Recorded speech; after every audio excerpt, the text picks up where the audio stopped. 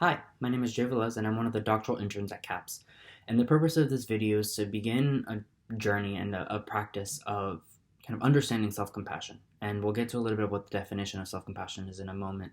But I think in a time where most of us, if not all of us, are home with our thoughts, with our feelings, it can get very easy for us to beat ourselves up about what it is we're dealing with and how hard kind of this quarantine might be or the social distancing might be. And we're faced with the dilemma of sitting with our thoughts and emotions in probably ways that we haven't had to do in a very long time because we have a lot of distractions. We can go to our classes and assignments and quizzes and exams and socializing and running around the campus and different events and just going to grab a cup of coffee with a friend or something, and you don't have to sit with your emotions or the way you think about yourself. But when we as humans are isolated or we are kept to ourselves, we're kind of forced to have to deal with those things. We're kind of forced to have to sit with our emotions, and they can start to pop up in ways that we aren't used to or accustomed to. And so I've found that self compassion is a really great way of beginning to sit with some of those emotions and understand them for what they are by learning how to be kinder to yourself, which is essentially the definition of self compassion. It is learning how to be kind to yourself. It is about celebrating yourself in the great moments, the moments where you're doing well, the moments where you feel like you're on top of the world. But then also on the flip side, being kind to yourself in the moments where you're probably not feeling so great about yourself, when you are feeling down and out, when you are criticizing yourself.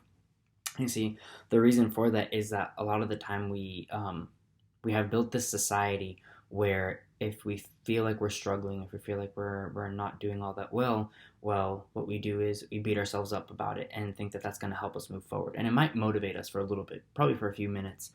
You'll notice that you'll be more motivated to study a little bit harder or to dedicate yourself more to hanging out socially, but that doesn't pan out. It's kind of like the rush that we get from caffeine or eating sugar, where it'll get us motivated and it'll give us a little bit of energy for a little bit of time, but eventually there's the crash.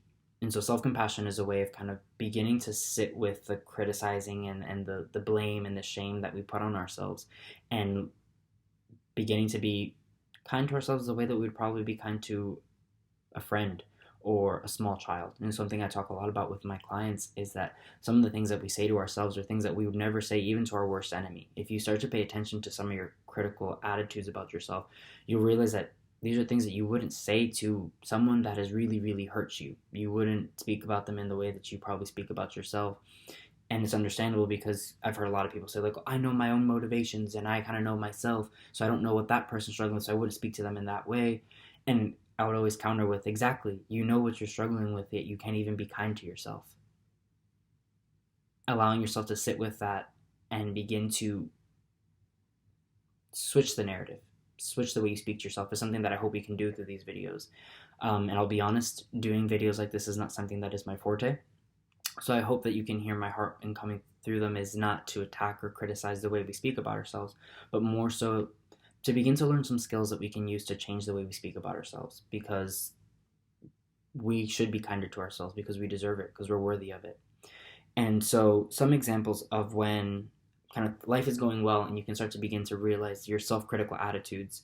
You might hear yourself saying things like, I don't deserve this, or this means that something bad is going to happen soon, or people are going to discover that I'm a phony, or people will hate me if they see that I'm happy because they don't want to be around someone that's constantly bragging. And so examples of self-compassionate speech can be, I deserve good things just like everyone else. I don't know what the future holds, but I'm glad this is happening now. If people really understood me, then they'd like me. Or if people are jealous of me, it's because they haven't learned how to recognize what's beautiful in their own lives. And so, again, it's just about seeing the narrative shift, seeing the way we kind of change the way we speak towards ourselves. That inner dialogue is going to be really helpful, and it's something that we'll continue to do. When life feels hard, examples of more self-compassionate speech, self-critical attitudes could be, I deserve to suffer. I deserve to deal with this. I deserve to go through this hard time. A self-compassionate attitude can be, I know that everyone suffers sometimes. When we suffer, we need love and support. This is happening because I'm a loser or a bad person or etc. When life is challenging, I can use it to learn and grow from the situation. And again, I'm reading these off of a page, and so it's easier said than done.